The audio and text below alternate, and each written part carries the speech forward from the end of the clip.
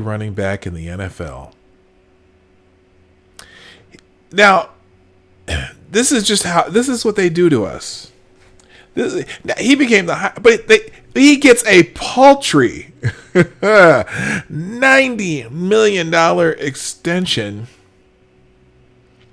with $50 million guarantees. Are you telling me that they couldn't guarantee the entire $90 million for this brother? I bet you if he was white, that whole $90 million would be guaranteed. All right, I'm just being facetious. Anyway, the top story of the day, I put it on top. According to several reports, Elliott and the Cowboys have agreed to a 6-year, $90 million contract extension. Holy crap! That's a lot of cash, man. That's a lot of dough.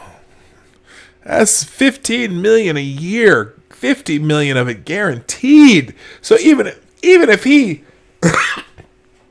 now, when they say guarantee, doesn't that mean even if he gets an injury, he's still going to get $15 million just for signing this thing? All he has to do is stay around. Oh, man. The deal makes Elliott the highest paid running back in the league. I think he did. Yeah, I think Adrian Peterson was maybe. Now he's number 2 if he is. Zeke got paid, according to the Bleacher Report. I'm trying to find where's the actual story on this, though? I want to see. It says, according to reports, none of these have a link to a story. 6-year, $90 million extension, high paid running back in the NFL. Sources tell me that Slater, roughly half is guaranteed. And in all, it's $103 million over 8 years. The first Cowboy to eclipse $100 million in total value. The richest running back contract. So, now there's no official story up here. Nothing to click. Oh, here we go. NFL. Let's go to NFL.com story. Now, I don't spend a lot of time talking about sports on my channel, obviously. But it just kind of goes prove if you're one of the best at what you do, no matter what it is, you're going to get paid somehow. Let's see. Massive new contract. NFL insider Ian Rappaport and NFL Network's John Slater reported Wednesday that the Cowboys and Elliott have reached a 6-year, $90 million extension per sources informed of the deal. All in all, it is $103 million over 8 years with $50 million guaranteed. That's what amazes me. Guaranteed contracts in football. Not necessarily as common, I think, as in a couple other sports, but even then, that's something else. The contract extension makes Elliott the top paid running back, which leapfrog Todd Gurley. Oh, Todd Gurley was number 2? It wasn't even Adrian Peterson? Now, and Adrian Peterson, I don't even know what his numbers have been like. Is he in New Orleans still? Whoever's in the chat who mentioned Adrian Peterson, is that where he is now? I thought he was in New Orleans. Anyway, leapfrogs Todd Gurley. Who the hell's Todd? Who does Todd Gurley play for? Let's click the link. Is he a good? He must be. From the Rams. That dude. Yeah, he's good. He's good. He had 1,251 yards last season. But the fact that he's number 2 shocks me. You would think AP or somebody. Anyway, press conference set for Thursday as Elliott rejoins the Cowboys. Slater added, as for the season opener, Elliott, who hasn't practiced with the team since June, is likely to see 20 to 25 reps. I got a feeling that a lot of these guys, especially the skill players, they don't let themselves get out of shape. Elliott's a fantastic runner. Anyway, that's a big deal. It's amazing. I don't know how it's sustainable in sports, but they must, the Cowboys, obviously the Cowboys is one of the golden franchises. Their fans are fans. They're not just around when the Cowboys are doing good. They are fans. Oh, AP's with the Redskins. Oh my God. How did I not know that? I was a Redskin fan growing up because we didn't, I grew up in Nebraska, so I could pick whatever team I wanted to. And, although a lot of people in Nebraska are Chiefs fans, a lot of people are Vikings fans. But for some reason, I took to the Redskins back in the day when, now I'm dating myself, Billy Kilmer was one of my favorite quarterbacks, and I was so happy in the 80s and 90s when the Redskins were dominating. They were dominating. Well, they lost in the 71 Super Bowl to the Dolphins. I think that was my first really time that I paid attention to a Super Bowl, was the Dolphins-Redskins, the year the Dolphins went undefeated, or that season. So, and I was rooting for the Redskins. I did not want the Dolphins to win. And so, yes, I was slightly disappointed in that first Super Bowl that I really paid attention to. And then from then on, I just loved football from then on. Fran Tarkenton thought, okay. I enjoyed the Vikings too, but I was really a Redskins fan. All right, so so that's the that's the top news today. So good morning, everybody. I just want to say hi while we're getting started here, and probably threw a head fake on some people who don't watch my channel if they see Ezekiel Elliott on the front of my on my thumbnail. They're probably thinking, "Oh, is this a guy who talks about sports?" Oh. Not really. Not really. First, a quick thank you to... All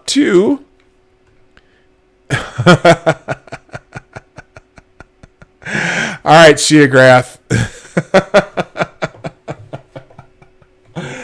Okay, you get a ding just for that. And also because Sheagrath was first, you get the bell. But this is the... I just want to show you what Sheagrath sent me. Ezekiel Elliott looking like an Ewok. All right, that's some funny shit. All right, nice job. Thank you for that. That made my day. Okay, so good morning, everybody. Like I said, Sheagrath was first. I'm gonna give you another bell just because that Ewok picture is funny as hell. Good morning, Duck Dog, Sarah, RVA, Tyler F, Rolling Bear. MC, Hammer Time. Haven't been around for a couple days. I missed you. DI Freighter, hello.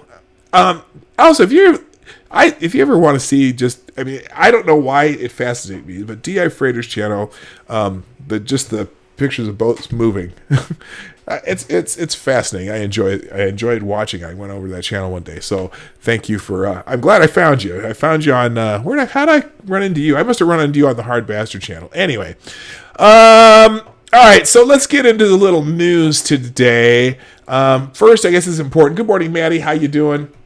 I think it's important for, we just mentioned what's going on with Hurricane Dorian. Dorian kind of made a little course correction, and so it doesn't look like it's going to be hitting Florida. Hurricane Dorian slowly makes its way closer to the East Coast. It stalled over the Bahamas. It was at 1 mile an hour. It's really weird, one of those storms that cause you great problems when they stall, but still has their intensity. More than 2 million people in 5 southeastern states continue to clear out Tuesday as weakened, but still potent Hurricane Dorian inched toward the coast after a week-long tease. While the Category 2, it's down to Category 2 now. Wow, good. That's good for those people. Good morning, Marsupial Gamer. I see you popped in also. Let's see. While the Category 2 monster is expected to remain offshore, forecasters said Dorian, now creeping along at 7 miles an hour after stalling over the Bahamas, will still bring tropical force winds and cause dangerous storm surges up to 7 feet along the mainland. So, yeah, if you're on the East Coast, and you're in the path, I'd say, Billy, don't be a hero. Anyone else remember that song? Billy, don't be a hero. Don't be a fool with your life. I can't even remember who sang that. Anyway, conditions began deteriorating along the Florida coast late Tuesday and were expected to worsen overnight as the storm moved within 100 miles of Fort Pierce, Florida. Tropical storm force winds have been observed from Jacksonville to near Miami as the outer bands of Dorian track over Florida. AccuWeather said states of emergency remain in effect along coastal zones in Florida, Georgia, the Carolinas, and Virginia. So again, if you know anyone in those areas, tell them they shouldn't be there right now. Get the hell out of Dodge. Although I'm glad it's the storm has lightened up, so to speak, but it's still a Category 2. It's still dangerous. You still along the coast. You're going to have the storm surge, so just be careful if you're in that area. Hurricane Dorian is a serious storm, and current predictions indicate it may affect parts of Virginia, said the state's governor, Blackface Northam. Actually, we still don't know if Governor Ralph Northam was the one in blackface or was he the one in the KKK hood. I can't decide which would be worse. I just don't, Now, let me just say something that most of my brethren aren't going to be pleased with. Okay, I'm just saying. But you know what? In the 80s, you probably, even though it's in bad taste, they're in bad taste costumes, pulling out the old KKK hood and the blackface. But you know what?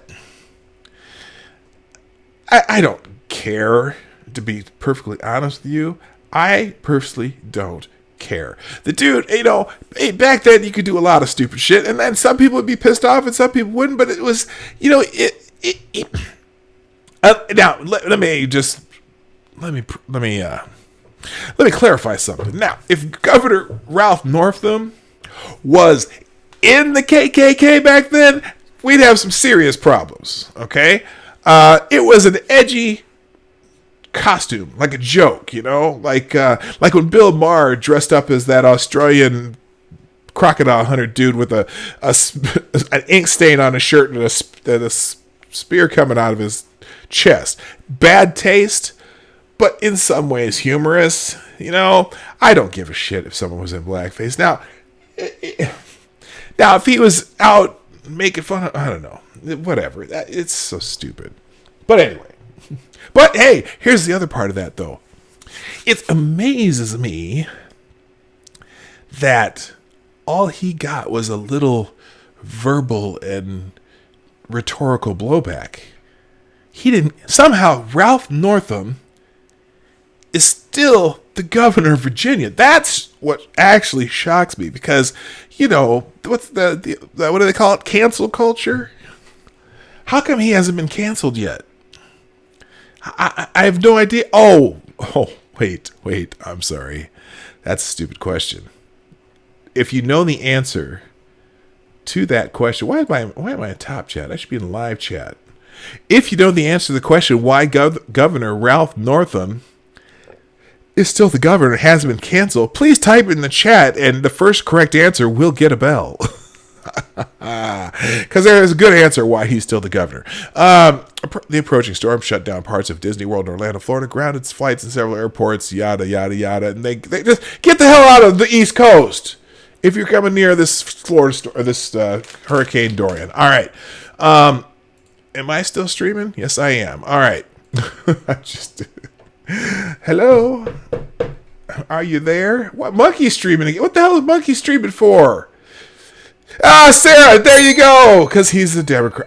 Lefty Democrat, whatever. Yes, that's why Governor Ralph Northam is still part of still the governor of so-and-so. Yeah, okay, now everyone's getting the right answer. Sarah was quickest at the draw, though. All right, moving on. Next story. There was a Democratic congressman who said, there's a whole big gun debate, and I try to stay out of the gun debate because I'm not a gun person. I think the Second Amendment says what it says. It shall not be infringed, but whatever. Some of y'all are gun people, some of you are not. That's neither here nor there. But some of the people who talk about guns don't know what the hell they're talking about. And it's amazing because I'm not a gun person, but I do know what it takes to purchase a gun. I've gone to a shooting range. My nephew has guns. I understand what it takes to buy weapons. And this congressman claimed it's easier to buy an AR-15 than Sudafed. That's dumb. I mean, that's just a dumb statement. It's not. Oh my gosh. People who compare buying guns to other things probably should not do that because usually they don't know what the hell they're talking about. So David Cicilline, I'll just call him David Cicilline. What does David Cicilline do? He must be a congressman.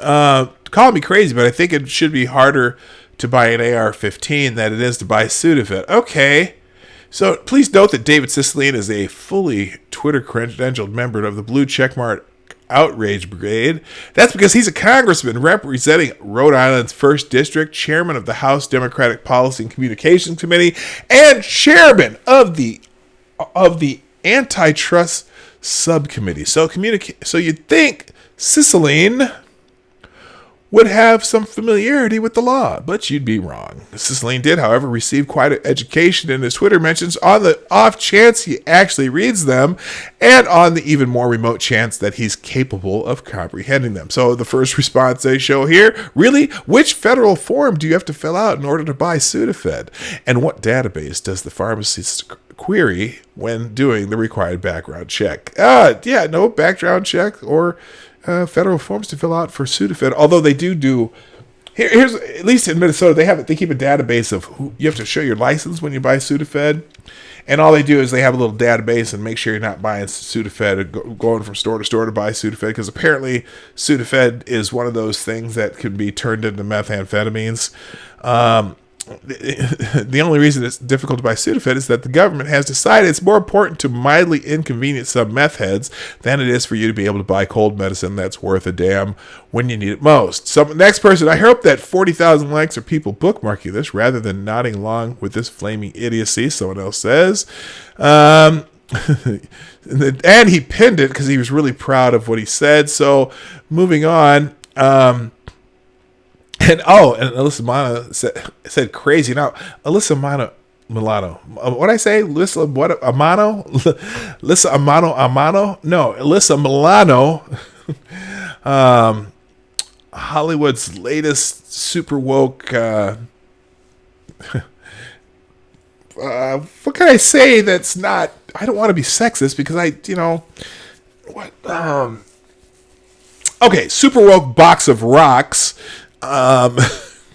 Says crazy. Oh, she's crazy. Yeah.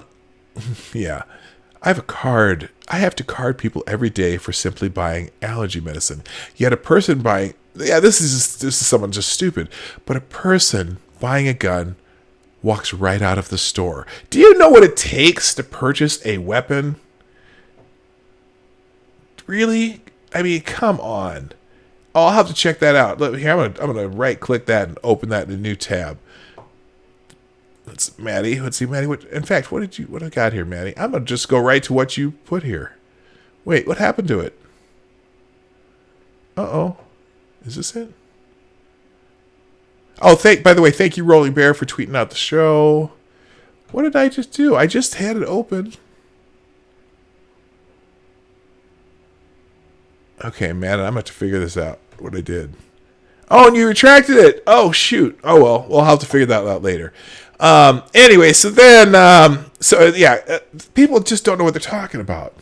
So, for example, David Cicilline is from Rhode Island, okay?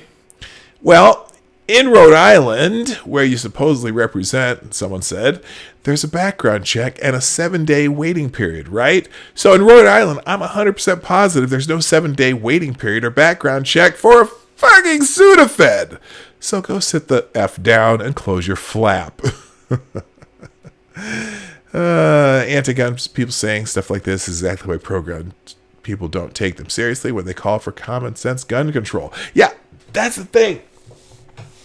Whenever they bring up that phrase, common sense gun control. No, they even worse. The worst that annoys me more, common sense gun safety laws. Y'all don't give a shit about gun safety, okay? Why don't you just call it what you really mean, in that you mean that you want gun control, gun confiscation, gun, what's the word? When you ban something, gun, whatever, banning guns, okay? That's what you want. You don't want common sense gun safety laws, okay? Like, a gun safety law would be maybe mandatory training or, licensing or something like that. And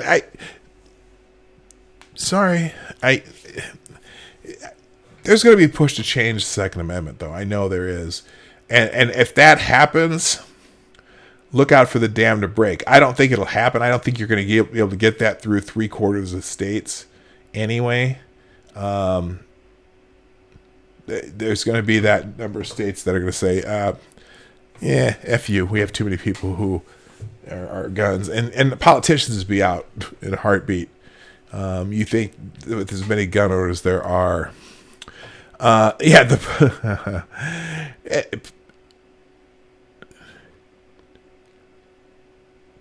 yeah, they want to start outlawing ammunition too. That's still I hate to break this to you, but the Supreme Court's not going to say that ammunition is different from, what is it?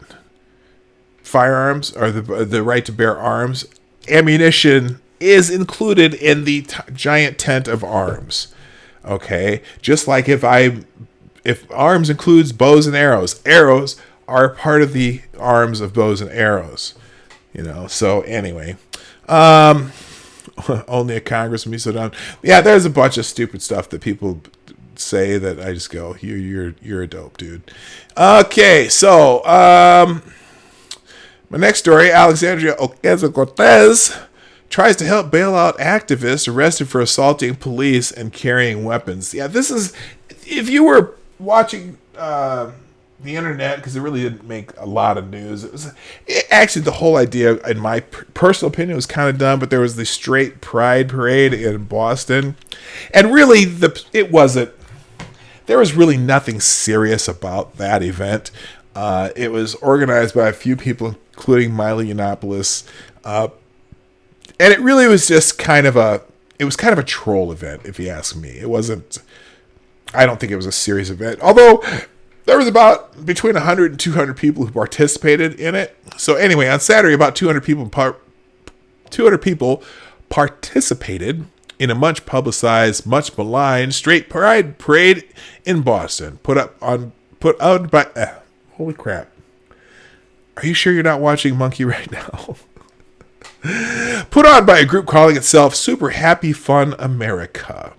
There to greet them were about 5 times as many anti-fascist counter-protesters ready to, quote, protect the city from, quote, homophobic, unquote, paraders.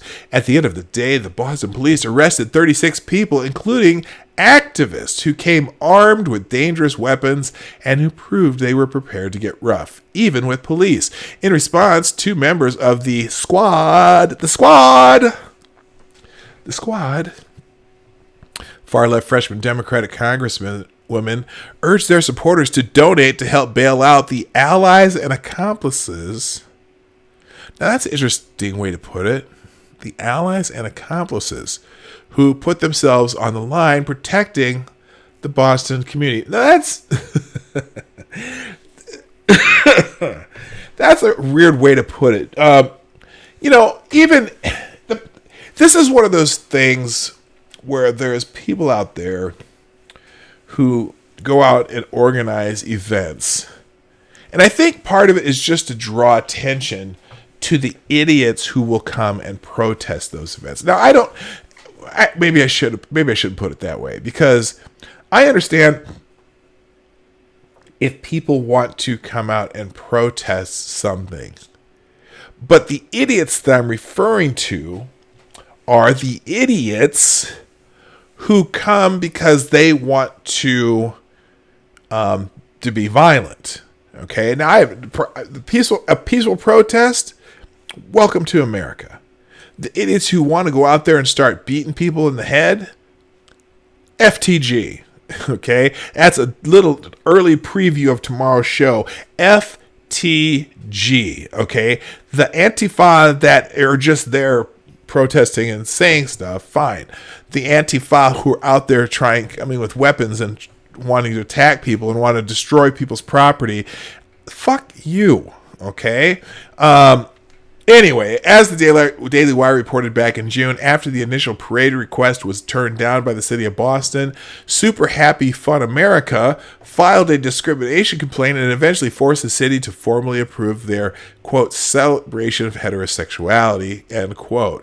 As noted by the Washington Times, the mayor of Boston made sure that the residents knew where he stood on the parade, urging the city to, quote, turn our backs on hatred. Now, if they had just done that and ignored them, do you think that these people would have gotten any attention?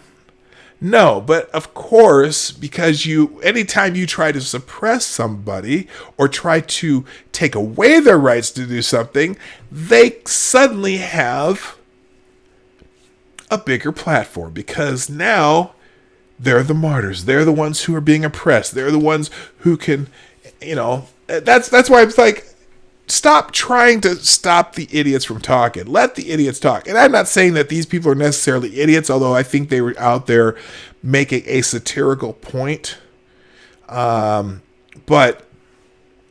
also clearly knew that the protest around them would far surpass any idiocy that they could come up with. But you know what? Someone at one time said, would you want those? They were talking about the Charlottesville idiots, the Tiki Torch dickheads, okay? Not the fine people that were there protesting statues, but the idiots with the idiots who carried the Tiki Torches. I had a conversation once with, no, they should ban those people. They should never let them go through your town, or either that, or we should go and have hundreds of people there and just beat the shit out of them and punch Nazis, yada, yada, yada. And I said, you know what would be even more affected? If you completely ignored them and they walked through the streets with nobody to watch, no one to pay attention to them. Or better yet, instead of going and try to beating them in the streets and making yourself look like an asshole, how about everyone stand along the street, and as the dickheads are walking down the street, be completely silent. Silent protest until they step past a certain line on the street, and when they step on that certain line on the street, everybody point at them and start laughing until they leave. Can you imagine that? Imagine like a KKK rally or something like that, and they're marching through the street with the helmets on, because they just want attention. They just want attention, and they're idiots, and people know they're idiots, but people want to come and protest them. I get it. Don't want them, spreading their hate. Well, guess what? Just the fact that you're you're going to have way more protesters, but it'd be great if, say, someone decided to have a KKK rally, right? And you got the 12 people who actually belong in the KKK having this little stupid march down the street, and there'd be thousands of protesters lining the streets, all of them completely silent. First of all, wouldn't that freak those assholes out? All these people line the street and they're completely silent, and you're trying to have your march, and they'd be looking around like, uh-oh, what the hell is this? And then at one point, say as soon as they got to, Maple Street, soon as they cross Maple Street, thousands of protesters just start pointing and laughing at you hilariously. That would be the best protest of something stupid ever, wouldn't it? I'm sorry, that was one of those tangents I get off on. But anyway, the event was held Saturday, and the number of participants ended up being dwarfed by the number of those protesting against straight pride. What? The number of participants ended up being dwarfed by the number protesting against the quote straight pride.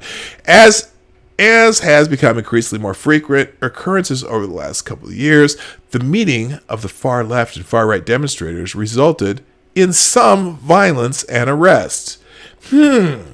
I wonder who attacked whom. I wonder who the first ones decided to participate in violence were. That's the thing that always gets lost in these things too. Even in Charlottesville, who initiated the violence in Charlottesville? Oh, it's always described as a violent rally where, Heather Heyer was killed by a white nationalist, white supremacist, and it's always described as a violent event. Okay, anytime they describe the Proud Boy rally in Portland, it was a violent event. But where did the violence come from?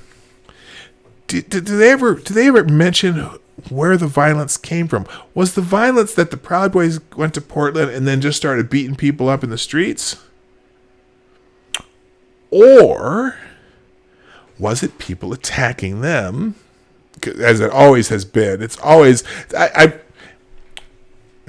if there's an event where there's Antifa violence, Antifa initiated the violence. No one wants to mention that. It's always them initiating. They say they're there to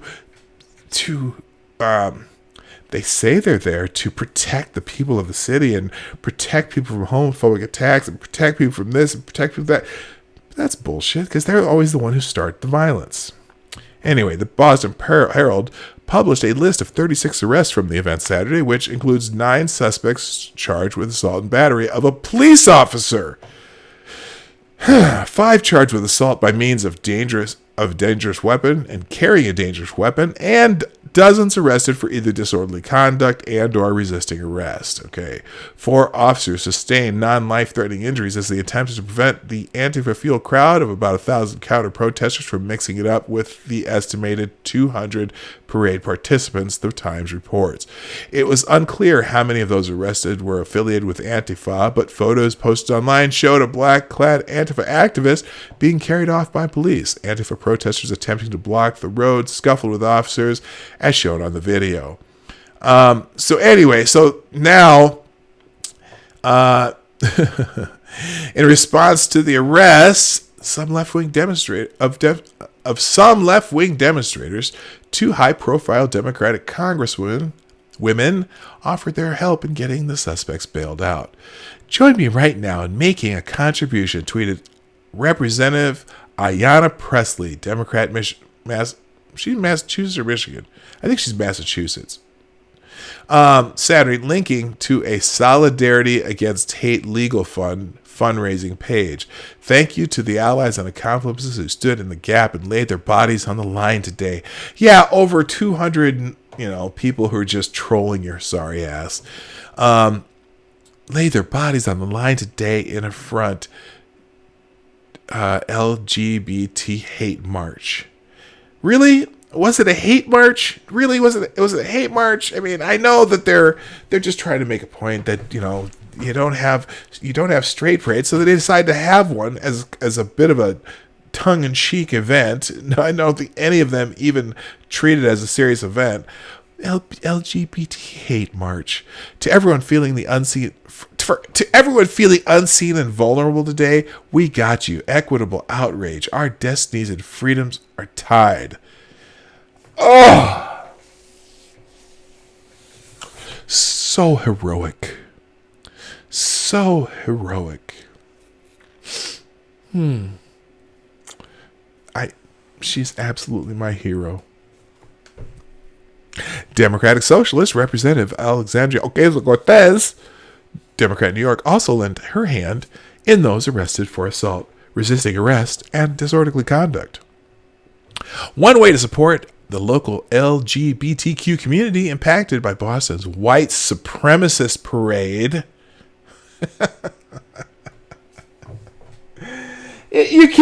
It has to be a white supremacist parade. It just has to be. Because, you know what? These just can't be some trolly fucks. It's got to be, you got to make sure you put the label on them. The white supremacist parade. She tweeted, contribute to the bail fund for the activists who put themselves on the line protecting the Boston community. What were they protecting? Some morons decide to have a troll parade. Who are you protecting, honestly? You're not protecting anybody. Okay? You're just not. It's, it's the opposite of the Khaleesi effect in Game of Thrones, right? Anyway, let's bail out the dickheads who are assaulting police officers. All right, let's move on. Enough of that. We've done this one already. There's a group. Okay, this is a group called Never Again Action.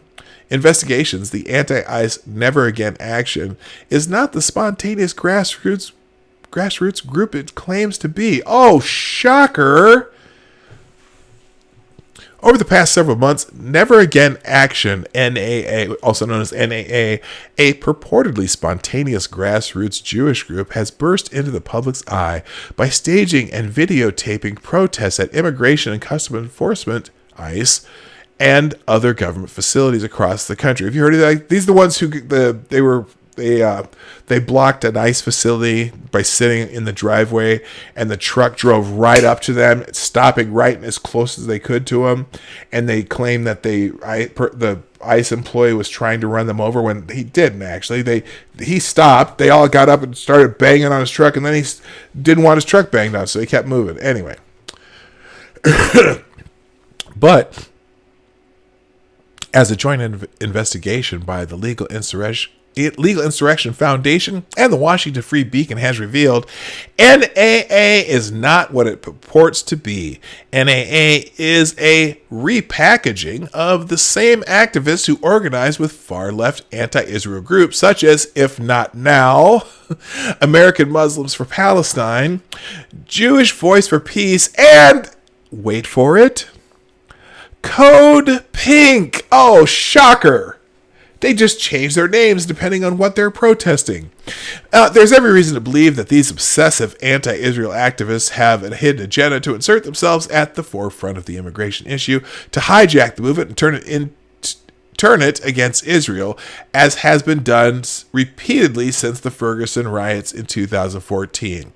NAA is not just AstroTurf, it's a deception. So anyway, so they go through a list of some of the things they've done. And of course, Alexandria Ocasio-Cortez is right in front because she was calling the holding whatever facilities concentration camps. Launched in late 2019, Never Action Again claims to be a large grassroots network that spontaneously arose in response to perceived parallels between the humanitarian crisis on the U.S.-Mexico border and the Nazi Holocaust against the Jewish people. Indeed, the phrase Never Again has its origin and most common usage in preventing another Holocaust. That analogy is a core tenet of Never Action Again's philosophy. The group's focus on the Holocaust seems to have been at least partially inspired by Representative Alexandria Ocasio-Cortez. Her June 18th tweet and video comparing U.S.-Mexican border detention centers to concentration camps. Her statements caused immediate uproar, with pundits and organizations criticizing what many saw as trivialization of the Holocaust. And the JCRC of New York condemned her for using that terminology. But in the wake of the controversy, a group of Jews calling themselves Never Again Action emerged, standing in support of Ocasio-Cortez and proclaiming their Jewish values inspired outrage at the border concentration camps, quote unquote. So they present themselves as this spontaneous group, but it seems like this group happens to be, and then they become a media darling because they get a lot of press. But it's funny, it kind of seems like, how did Never Action Again rise to prominence so quickly? The Daily Dot may have the answer. In a July profile of the group, politics reporter Brenda Gallagher noted, "It might seem as though Never Action Again came out of nowhere. While its rise is impressive, it was made possible by existing progressive groups that have robust online and in real life infrastructure." So for example, they list their organization as part of the Action Network, which is an online marketing and nonprofit management platform that proudly proclaims the Action Network is only open for progressive individuals, organizations, and candidates. We're not interested in helping your opponents win. Now, their partners include partners listed, identify the Women's March, Black Lives Matter are part of the groups that help them grow. And like I said, Code Pink is part of it. So basically, it's this same group over and over repackaging themselves for a new purpose. So they go through a list of several of the different places that these people come from. I'm just going to put a link to that in the chat if you want to read the rest of it. Interesting story, but yeah, not so spontaneous, huh? Speaking of Semitic groups. Apparently, there have been 4 anti-Semitic incidents in 1 week in New York City. Yeah, this is a big problem. I think it's in the Crown Heights area where the Jewish men are getting attacked quite a bit. A Brooklyn Jewish man was beaten with his own belt outside of a synagogue by 2 individuals Saturday, representing one of 4 alleged anti-Semitic incidents in the New York City in just 1 week. The 2 men who were reportedly drinking outside the synagogue threw a Jewish man to the ground, removed his belt, and began wailing on him with it. A former New York Assemblyman, Dov Hickend, claimed the attackers called the man a effing Jew during the attack, but the New York Police Department could not confirm this, according to a News 12 Brooklyn report. But similar attacks seem to be nothing new in what Mayor Bill de Blasio refers to as the safest big city in America. What? Let me just get to the point of this article. Several people have been beat up, hit with rocks, shit like that. The brothers in Brooklyn, or Crown Heights, are attacking the brethren in Crown Heights. And it's funny because when you hear all the stats on hate crimes rising, and particularly anti-Semitic hate attacks, well, this is the area it's coming from. It's coming mostly, overwhelmingly, these attacks are happening in New York, and overwhelmingly, it's the brothers attacking the brethren. It's really unfortunate, and the community there is really mad, and they don't think the mayor is doing anything to stop these attacks or just anything to mitigate the attacks. So who knows? It sucks though. It sucks. But again, when you hear in the major news media, they talk about, hate crimes are up, which they're technically not, and especially anti-Semitic attacks. They try to make it sound like this is related to Trump or white nationalism or shit like that. But again, if you're catching how I'm using language here, it's the brothers attacking the brethren. And it's a big problem in that area of New York City. So been hearing a lot about that lately. All right, moving on. Chicago. Oh, and speaking of violence in major cities, the Chicago mayor, Lori Lightfoot, blames the Republicans for the city violence. Oh my gosh. In the city where nary a Republican roam, except for the ones who attacked Jesse Smollett. Democratic Chicago Mayor Lori Lightfoot blamed Republicans for gun violence in her city Monday night, telling Republican Senator Ted Cruz to keep our name out of your mouth, and posting a chart that claimed 60% of guns recovered in Chicago come from out of state. Huh. Let me think about that. Lightfoot tweets came after a West Texas shooting Saturday killed 7 people and wounded 22 others. They kind of left a part out here because Ted Cruz said something about, we're not worried about the violence in big cities. Anyway, she says 60% of illegal firearms recovered in Chicago come from outside Illinois, mostly from states dominated by coward Republicans like you who refuse to enact common sense gun legislation. Lightfoot said, keep our name out of your mouth. I think she was replying to Ted Cruz. Gun control doesn't work. Look at Chicago. Disarming law-abiding citizens isn't the answer. Stopping violent criminals, prosecuting, and getting them off the street before they commit violent crimes is the most effective way to reduce murder rates. Let's protect our citizens. And that's when she replied, 60% of firearms recovered in Chicago come from outside Illinois. Well, okay, so 40% come from inside Illinois, 21% come from Indiana, where it's actually, the funny thing is, they might have come from Indiana, but they weren't legal from Indiana. It's hard to buy guns in Indiana if you're an out-of-stater. You still have to get the background checks. Even at gun shows, you have to get the background checks. You got to have most gun shows, you have to have an Indiana license to buy guns. So if they're coming from Indiana, it's because they're illegal guns. They're not legal.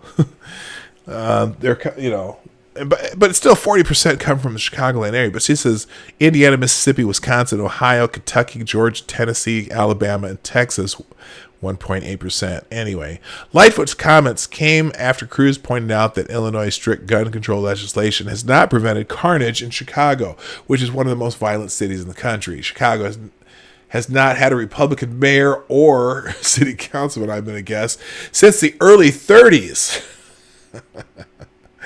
In the wake of Texas' second mass shooting in the last month, liberal politicians across the country have renewed their calls for gun control, which former Texas Representative Beto O'Rourke promoting a mandatory gun buyback program and selling T-shirts that say Americans' guns laws are fucked up. Yeah, he said something in an interview, I think it was on CNN, where he popped out an F-bomb. And now he's selling T-shirts that say America's gun laws are fucked up. Way to go, Beto. Yeah, he's going for broke. He's getting his name recognition up because he's saying crazy shit now, and he can, that's just what he's doing. But so anyway, it's Republicans' fault that Chicago's so violent. Yeah, it's a cultural thing. All right. Apparently, Ilhan Omar's current husband. Well, here, let's go to this one first. Nope, this one. He's spilling the beans. Apparently, he's reportedly telling people he was asked to pretend all is well in their marriage, and that it's true she was legally married to her brother. Oh, goodness! He's spilling. I'd say he's spilling the tea, but I much prefer Reparations coffee.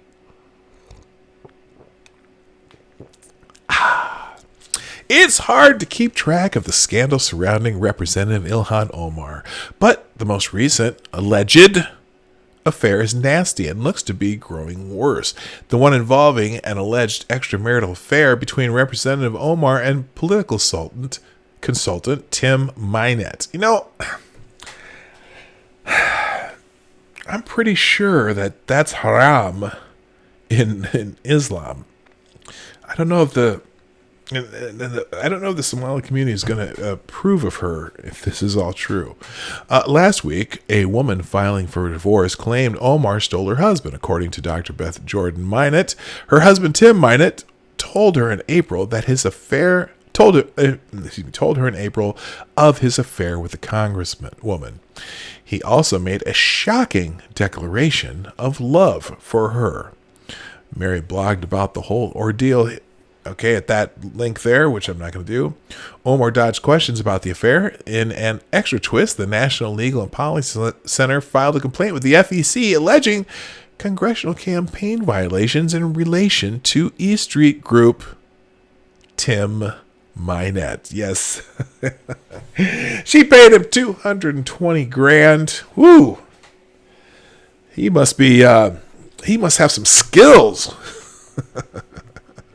If you know what I mean. With their alleged dirty laundry strewn across the national headlines, Representative Omar's current legal husband, Ahmed Hirsi, and the father of her 3 children, is no longer playing the role of dutiful, quiet husband. Now, according to Powerline is out of the Twin Cities, at least 2 of the main writers for Powerline. So they have a little bit of a local connection to what's happening. And here's what they write. In the last three weeks, I have circled back to interview sources whom I've found to be highly reliable in the Omar saga.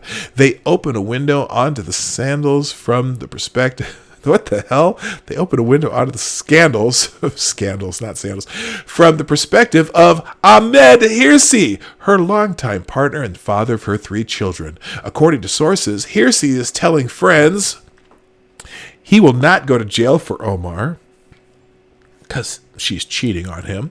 That while Omar did indeed marry her brother, Ahmed Ilmi, for fraudulent purposes, Hirsi did not know at the time she had married her brother. That Omar is threatening Hirsi. He would be in trouble along with her, if the truth were to come out. Oh, don't tell or we'll both be in trouble, she says. That Omar has asked him to state publicly that all is well with their marriage, even though it is completely done and finished. Nothing to see here. And that, in fact, they are living apart and have been divorced under Islamic laws. Oh, so then again, though they remain legally married. So maybe under Islamic law, she's not having an affair. Interesting. If they're married, that's why there's not as much an uproar. Because I haven't heard anyone. You'd think that you'd hear of that in the news, especially in the Somali, Muslim community. It's very huge in her district. But apparently, if they're divorced under Islamic law, perhaps that's not considered an affair, though they are legally married per U.S. law. Who knows? I don't know. I'm not so sure that her banging the non-Muslim dude outside of marriage, though, is that cool in Islam. But I don't know. I'm not Muslim, so I don't know their rules. Maybe they have some different rules for this kind of shit. I don't know. All right. And having humiliated Ahmed Hirsi by her affair with Tim Minett, Omar now wants Hirsi to perform public relations services for her to suppress the scandal. That is cold. Yep. Well, we're used to the cold in Minnesota. Anyway, so someone might be ready to testify against his ex-wife. They might want to get a legal divorce, though, too, not just the Islamic one. Just saying, you might need the legal divorce. Hey, I'm going to take a break for a second here. Now, not meaning I'm a break as I'm leaving, but a break to say thank you for being here today. How many we got right now? There's not that many here. Everyone's probably over watching Monkey, but that's okay. If you're still here, I appreciate you. Even if you were here and left and came back and left and came back, I appreciate you. Thank you for coming to the Morning Night Live. We're here Monday through Friday, 10 a.m. Eastern, 9 o'clock Central, 2 p.m. GMT. And, if you're, I'm pretty sure everyone here is already subscribed, but if for some reason you're not, right down there's the share button. There's the subscribe button. Got to ring the bell. There's the like somewhere more over here. And then down below, down there, down, is the Streamlabs link if you want to do Super Chats. There's only 7, so there's not a big purpose for Super Chats today. I can kind of see what everyone's saying. So, that's how it goes. All right. So, and you know what else we need? We need a little funk. Okay, this is a little bit more laid back than I'm used to. But as long as it gets you through the morning, it's all right. Shall we continue? I think we shall. Speaking of Representative Ilhan Omar, apparently she has another issue coming up. Apparently, she demanded protection for a company linked to a terror group, Al-Shabaab. Now, this is... sometimes stories like this, I go, is that just one of those things that people try to get people... I don't know. But anyway, Al-Shabaab is responsible for many terrible terror attacks. A couple of examples are the 2015 attack on the University of Kenya, in which 147 people were killed and 79 others were injured, and the attack on the Westgate Mall in Nairobi, in which 59 innocents were killed and 150 were injured. In other words, we're truly talking about one of the worst and most bloodthirsty terror groups in the entire world. As such, it should come as no surprise to anyone that Al-Shabaab is linked to Al-Qaeda. What is surprising, however, is that a company that is known for providing financial support to Al-Shabaab can count on the support of, wait for it, Congressman Ilhan Omar. Congresswoman. Here's one of her tweets. Somali government and peacekeeping forces need to protect Hormuz and the Somali telecom industry as they make enormous contributions to the economy and provide vital services. During my visit to Somalia in 2011, I was surprised by the quick evolution of technology in Somalia. Now, the Clarion Project explains, the congresswoman called for protection of a Somali company with clear and known terror connections. The company, Hormuz Telecommunications, was founded and is run by Ahmed Nur Ali Jamali, a chief financier of the Al-Shabaab terrorism organization, Al-Qaeda's affiliate in Somalia. Although the most political commentators seem to have missed the tweet in which she does so, Muslim reformer Muhammad Tawhidi, the Imam of Peace, did see it. Tawhidi points out at the Times of Israel that a 2009 UN Security Council report has detailed the involvement of both Jamali and Hormuz with Al-Shabaab.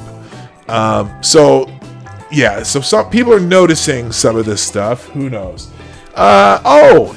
Sarah went over to Monkey Stream for a minute. Satsu's little one is so stinking cute. Okay, let's you know what? Here's what we're gonna do. We're gonna pop in on Monkey Stream too. Let me find it here. Oh yeah, he's going right now. Okay, Manting Monkey. Can't hold my head up, Dad. Oh, hey! Gretchen. Look at that. Oh. Here. There she She's is. so cute and cuddly at that face. She's white. And now none of my. She's squishy I'm gonna colored. do a little awe Yeah, too. she is. Can y'all Somebody hear came in them our chat talking? the other day and like, I don't mean to be rude, but Satsu, why is she so white? Because Well, babies are She white. is. She's Yes, pretty goddamn yes. white. Well, compared to Satsu, Satsu's a dark man. In humor. I And mean, compared to me, that This is a is funny. dark child. I'm gonna say hi to I'm Lady as white as Monkey. the background of your avatar, dude. I should have seen her when she first came out. I did. I saw your video. Oh yeah. I'm just Black babies tend to darken as in the first week or so, which she's just passed. So she's squishy colored. It's amazing. Like- She's the color of her parent. Her like hands and feet are like peeling and shit now too. So all right. are So yeah, we're Now, this is going to sound stupid, but I know most black people wonder- have to lotion like crazy. Do black babies have to be lotioned more? I've never even thought of oh my that. god. I mean, they said you could, but there's kind of no reason to because it's not going to stop the peeling. All right, that's enough. I got it. Gotcha, okay. Yeah, they were like, she's growing and she's going to go through a growth spurt. So All right, let's get back into it because I don't want to spend the whole time in their stream. Maybe I'll jump in their stream later. But let's just finish my stream today. So yeah, Ilhan Omar has issues, quite a bit more. We're almost to Twitter trends. Let's see. What do I have time for? Oh, apparently Bernie Sanders used the N-word in a book.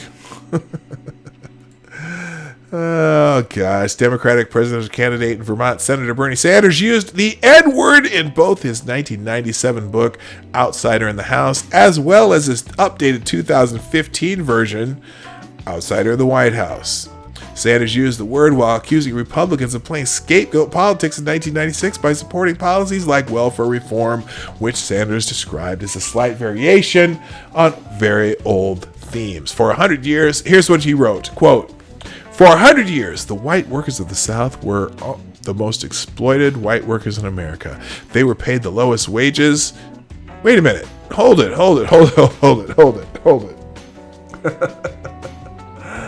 Wait a minute. For 100 years, white workers of the South were the most exploited white workers in America.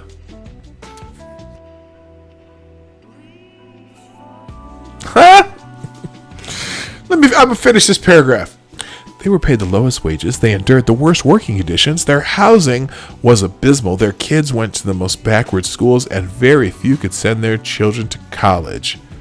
But what did they have? They were given niggers to hate and look down on. Niggers who couldn't vote, drink at their water fountains, use the same bathrooms, or sit up front in the buses or movie theaters. Sanders wrote in a book, a copy of which was reviewed by the Daily Caller News Foundation. Well.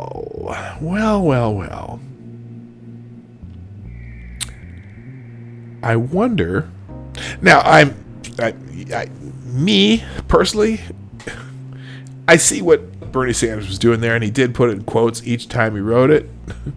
And I get where he was trying to go with this.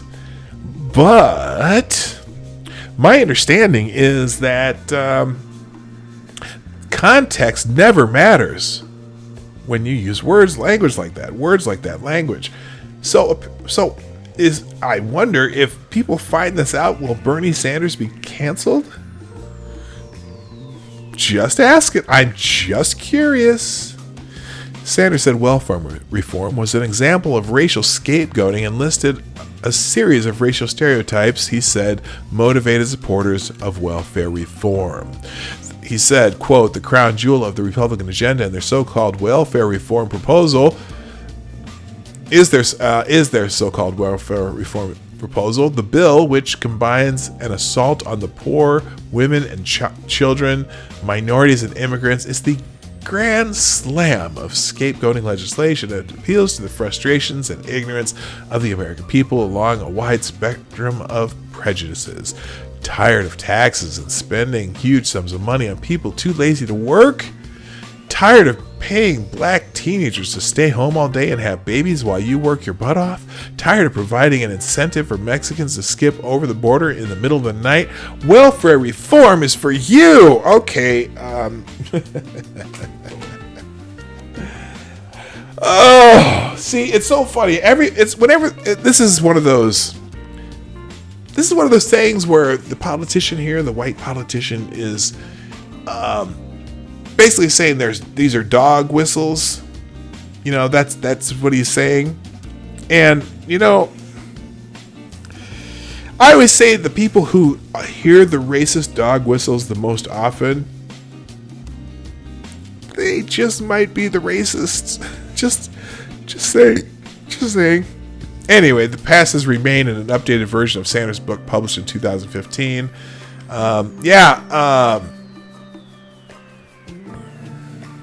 It's fascinating that he's allowed to use those words. You know, we'll see. We'll see if anyone even decides to bring it up. Right now, granted, as I read this in context, I completely get it. But he's he's too socialist to be canceled. He's protected because he's a progressive. He's left. He's a lefty. Morning Joe, 2020 Democrats are getting worse with policy proposals. Oh, they're finally starting to figure it out. MSNBC's Morning Joe co-host Joe Scarborough slammed the 2020 Democrats for helping President Trump's chances of getting reelected, saying they are, quote, getting worse. Quote, how does it get better for Donald Trump? Well, you have Democrats getting worse, Scarborough said. You have Democrats saying, you know what we are going to do? We're going to decriminalize crossing the border illegally. You know what we're going to do? We're going to take away health insurance from 160 million Americans. You know what we're going to do? We're going to give health care coverage to people who cross the border illegally. Quote, everything is free, co-host Baker Brzezinski interjected before Scarborough told the panel to let him continue listing off the proposals that are actually helping elect President Trump. Bernie said it this past week. We're going to forgive all medical debt. You know what we're going to do? And I'll tell you, you just keep stacking that up and you get more people in the suburbs, more swing voters going, wait a second, this is insanity. Well, somebody over at MSNBC is starting to figure it out. They're in a race. The Democrats are in a race to see who can give away the most free shit. But you know what? Guess what? The people who are in the middle, like me, also know there are not enough rich people to pay for all the free shit that they're going to give away. And only 50% of Americans pay taxes. So guess who's going to get hit with this? Oh, those of us who pay taxes. No. Now, the good thing is more people are working now than ever, and jobs are, I mean, you can't go anywhere without seeing a "we're hiring" sign just about everywhere you go, because everyone needs people to work. So hopefully, instead of having all these people just whatever wanting free shit, they'll all have their own jobs and can pay for their own shit. But yeah, holy crap, somebody figured it out at MSNBC. MSDNC, I should call them. Anyway, and he continues, by the way, listen, I've said it. I want Donald Trump to get beaten, and I will vote for anybody that will beat Donald Trump. But the Democrats moving in that direction give Donald Trump his only chance. Please, Democrats, keep offering more free shit. See what else you can come up with that we should have for free. Let's give everybody in America a free car. Let's give them $10,000 a month instead of Andrew Yang's $1,000 a month. Let's just, you know what? We don't have to worry about how we're going to pay for it. We'll just tax the rich, and when they don't have any money more left, because, you know, taxing the rich 100% of their income will only pay for 3 days of our plan. We'll just tax everybody else, because you need more people to have that much in taxes. Because if there's 100 billionaires in America, let's just like that. That's only 100 people you can take money from. That's not going to pay for the 50% of Americans who haven't been paying taxes. Everything is free. I wish I could do it in a John Lovitz voice. Y'all know who John Lovitz is? I wish I had a good John Lovitz voice. I can't. Anyway, I can't do it. What was his thing? Yeah, that's the ticket. Anyway, Donnie Deutsch said he agreed with Scarborough and added that these policies only help Trump on the campaign trail. Trump could say, look at the socialists. That's un-American. And that's the real warning sign for Democrats, Deutsch said. Yeah, and I saw a tweet once where they were talking to a family member who doesn't like Donald Trump. And they said to their family member, well,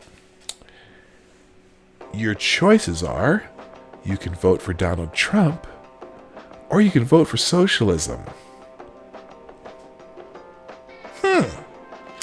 Didn't think of it that way. Now, some people are excited about the idea of socialism, but you know, socialism only works after you take over a capitalist country, and it'll only work for a few years until it becomes a totalitarian nightmare. I always ever wonder about the term people like they're an anarcho-communist. Isn't an anarcho-communist an oxymoron? Because if you're for anarchy, which is the very lack of government, but you want to be an anarcho-communist, which requires central control of everything, there's a little disconnect there. I don't know. Anyway, little YouTube news. YouTube celebrates censorship, boasts 100,000 videos banned for hate speech. Yay! Yay, YouTube! Ban! YouTube announced that it removed over 100,000 videos and 17,000 channels for hate speech violations in the second quarter of 2019, a 5-fold increase over the previous period. I call bullshit. No, they didn't. I'm going to guess that they just removed a bunch of inactive channels. Maybe if they did ban some content people, but I'm guessing that they just cleaned up their system.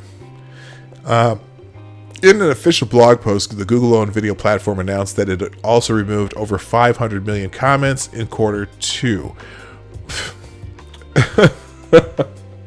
Well, let me think about that. Let's think about that. If you remove 100,000 videos, is it possible that the 500 million comments that you removed could have been a part of those videos. That doesn't even make sense. Did they actually go out and censor 500,000? 500 million. I read that wrong.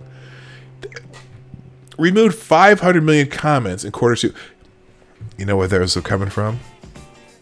I'm guessing some of those are coming from live streams. For example, I got the hiccups. That's not good. For example, when I watched Ranting Monkey on his streams occasionally, and I type in a comment in the live chat, for some reason, now it doesn't happen to everybody, but there's certain words that certain people can't type in. One of the words I can't type in to Ranting Monkey's live chat is the word monkey. I type in something with monkey in the sentence, like I'm saying, hey, monkey, you did this, that. It comes on, and then it automatically gets censored off the live chat. That doesn't even give you one of those message retracted thing. It just literally, the comment disappears. Apparently, because, and we got in a Twitter argument with somebody about this, because apparently the word monkey could be used as a slur. Now, it doesn't happen to everybody, though, so it's weird because some people can type it and some people can't. It's based on, for some reason, the algorithm figures out something about what you type in on a normal basis, and it will not let me type the word monkey. Now, I can do it if it's Ranting Monkey capitalized, like capital R, capital M, Ranting Monkey. But just the word monkey capitalized, because like sometimes I don't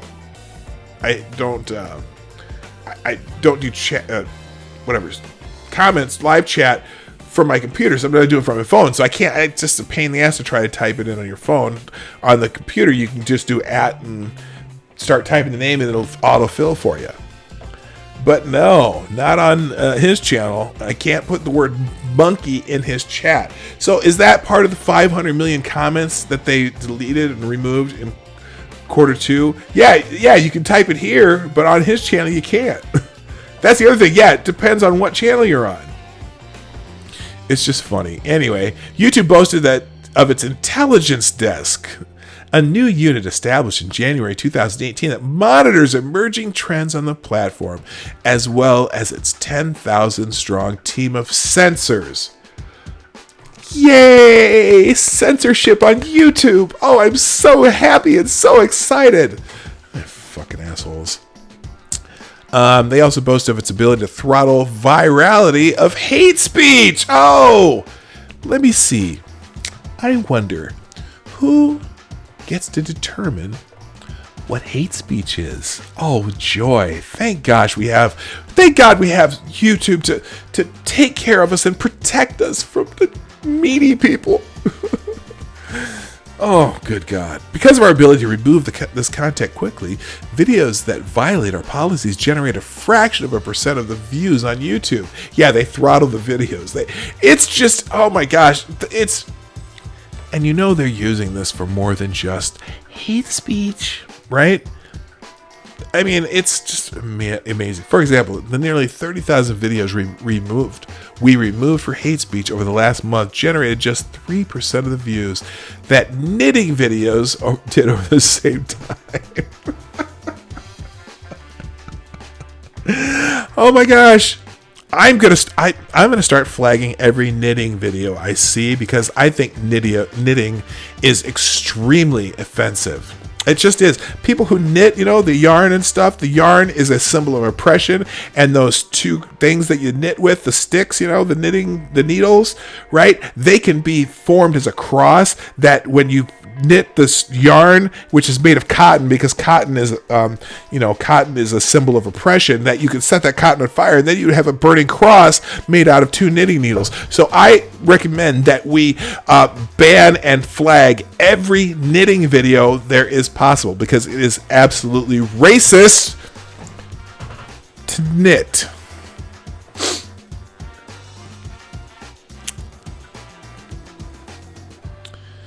YouTube's ridiculous. I'm just not even going to read any more of that article. All right, I'm going to skip this. Oh, here, I guess this is important. The Hong Kong leader kills the bill, but some say too little too late. This isn't trending today, but anyway, Hong Kong leader Carrie Lam on Wednesday withdrew an extradition bill that triggered months of often violent protests. Wow. Triggered months of violent protests.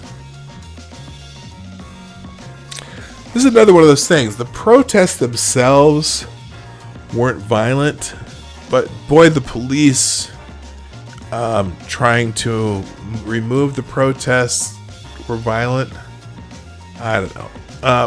Anyway, it triggered months of violent protests so the Chinese-ruled city can move forward from a highly vulnerable and dangerous place and find solutions. The announcement live on television came after Reuters reports on Friday and Monday revealed that Beijing had thwarted an earlier proposal from Lam to withdraw the bill and that she had said privately she would resign if she could, according to a leaked audio recording. Lingering violence is damaging the very foundations of our society, especially the rule of law, Lam said in her address on Wednesday. Wasn't it the police trying to stop the protesters from protesting? Wasn't that what the violence? That's the lingering. Oh my God. A withdrawal, a key demand of protesters, came after unrest that drove the former British colony to the edge of anarchy as the government repeatedly refused to back down, igniting pitched battles across the city of 7 million, the arrest of more than 1,000 protesters, and leaving a society deeply divided. Interesting how they're wording this story. But anyway, that may be a good news. Like I said, it may be too little too late, but at least in a small sense, the people have won. All right, let's just check out Twitter real quick before we go, just to see what's trending, see what people are going to be talking about for the rest of the day. Looks like Zeke is still trending number one. That would be Ezekiel Elliott becoming the highest paid player in the highest paid running back in the NFL. We've already talked about that. Number two, Wednesday Wisdom. Let's see if there's any quick wisdom we can give you from Wednesday Wisdom. I'll put it on the screen now. A reminder why women live longer than men.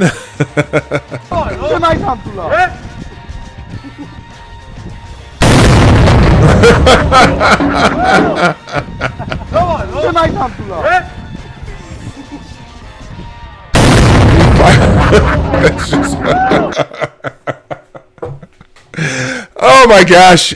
They're lucky. Well, they could have been Darwin Award winners and they weren't, so at least that's not the case, but okay. Let's see. Here's a good Wednesday wisdom, I hope. Don't let getting lonely make you reconnect with toxic people. You shouldn't drink poison just because you're thirsty. Yeah, I don't even know what that means. I suppose. Okay. How about this? Your quest for success should push you to get more knowledge. Okay, that's a good one. Get more knowledge. Other people's success should not make you inadequate. Our ways are diverse. Well, I don't know what that means. Anyway, that's it for Wednesday Wisdom. What else is trending? Bay Day. Oh, nah, gosh. Beyonce celebrates her 39th birthday.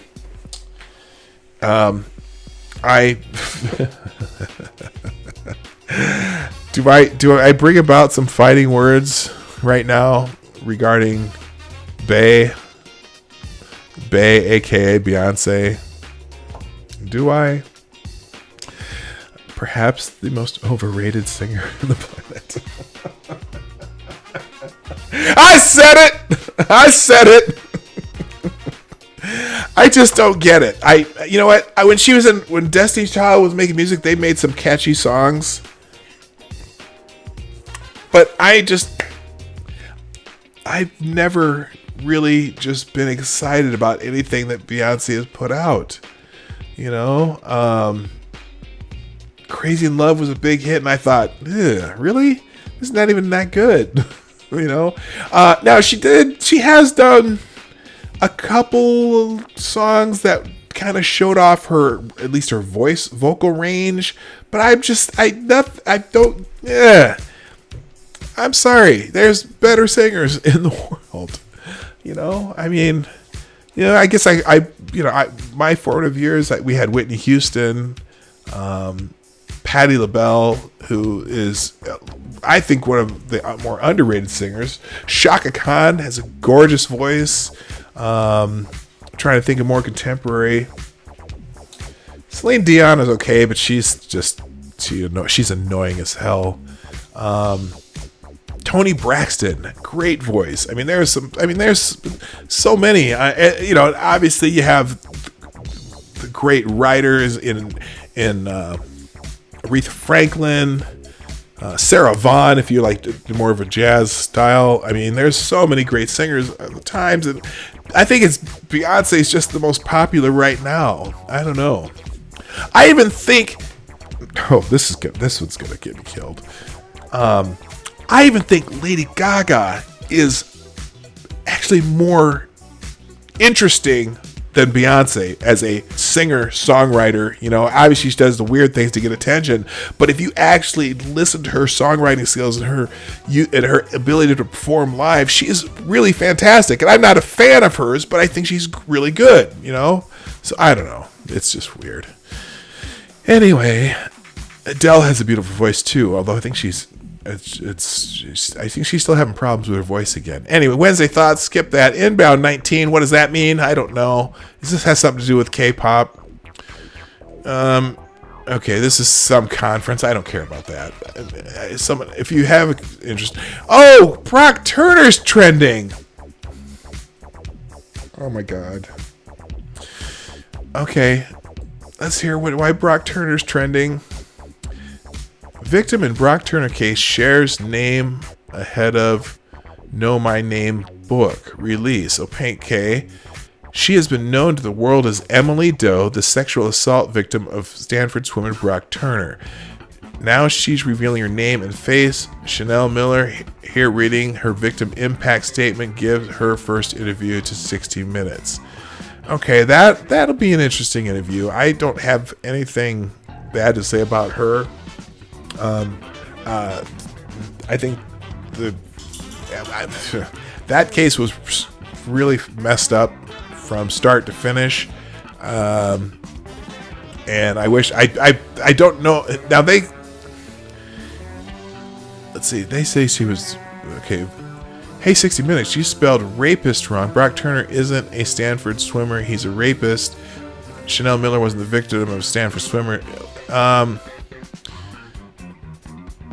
Well, legally, he did not rape her. It was sexual assault because there is no, well, whatever. I don't know. There's going to be people complaining about this all day because Brock Turner got a really light sentence and probably should have been in jail way longer than he was. Let's just be honest about that one. But anyway, we're gonna be hearing about that for a few days. Jerry Jones is trending because of the Cowboys. LaShawn Daniels is trending. Why? Don't know who LaShawn Daniels. Okay. Rest in peace to LaShawn Daniels. Big shiz. He's responsible for so many great moments in music. A legend. I have never heard of LaShawn Daniels. Apparently he has 2 Grammys though. 210 million sold as Big Shiz. I don't know. And man, it just tells you how long I've been really out of music. Okay, here we go. I don't know how to express this better, but LaShawn Daniels is one of the major, most important contributors to the soundtrack of my generation. So he did some producing with Brandy, Whitney Houston, Destiny's Child, Janet Jackson, Toni Braxton, Lady Gaga, Beyonce. All right, the dude is, okay, I just didn't know his name. But he's a big damn deal in music, and it's unfortunate he has passed away. Rest in peace, LaShawn Daniels. Peter Lindbergh, fashion photographer. Peter Lindbergh has also died. Taycan, trending with Porsche Taycan. The Taycan electric vehicle takes Porsche into the new world of technology. Let's just take a look at this car. Come on, Twitter. Come on. All right, so this is the new Taycan. It's first electric sports car. 0 to 60 in 2.6 seconds. 750 horsepower. Good looks with a 911S price tag. Damn, it's a 4-door too. It's a 4-door sedan. Well, that electric cars though, it's funny because electric cars pretty much have automatic power to their wheels, and a lot of electric cars, they use 4-wheel drive just for stability. But 0 to 60 in 2.6 seconds, man, that'll plaster you to your seat. All right, Dan Crenshaw's trending. The congressman from, I can't remember where he's from. Oh gosh. Okay, apparently some Congress people are fighting with Dan Crenshaw. I'd be interested to know what about Dan Crenshaw causes AOC to stereotype his friends as people who, quote, have likely abused their spouse or have a violent criminal record. Because apparently, Dan Crenshaw said situations like this story are why we protect the Second Amendment. Side note, with universal background checks, I wouldn't be able to let my friends borrow my handgun when they travel alone like this. We would make felons out of people for defending themselves. Alexandria Ocasio-Cortez responds, you are a member of Congress. Why are you lending guns to people unsupervised who can't pass a basic background check? Who said they can't? The people you're giving a gun have likely abused their spouse or have a violent criminal record, and you may not know it. Why on earth would you do that? Why would you assume that someone he's loaning a gun to has a crime? Holy shit, that's okay. I was for strong gun control before realizing that means Dan Crenshaw won't be able to let his friend borrow his guns. Well, what if you're borrowing a gun to go hunting, right? Oh, fuck Pete Davidson for making Dan Crenshaw irrelevant. You know what? If you're going hunting and people borrow, if I went hunting, I would have to borrow a gun, right? That's an actual felony. Dan Crenshaw just admitted committing multiple felonies. Apparently, no, it's not. It's not a felony to have to borrow someone's gun.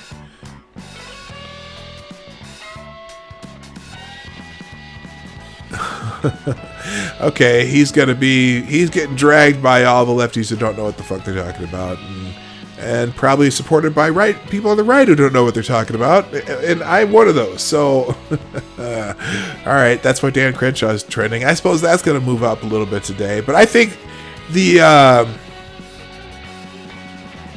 Brock Turner will probably be number one by the end of the day. Bay Day will get up there too. It's Hump Day! Do not click on Hump Day unless you're prepared to see a lot of just dudes' asses. A lot of dudes like to put out their ass on Hump Day.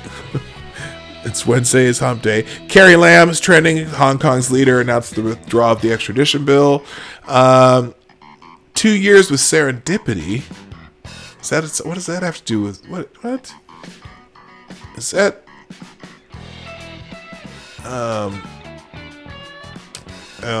Related to something K-pop, of course. Always have to have the K-pop trend.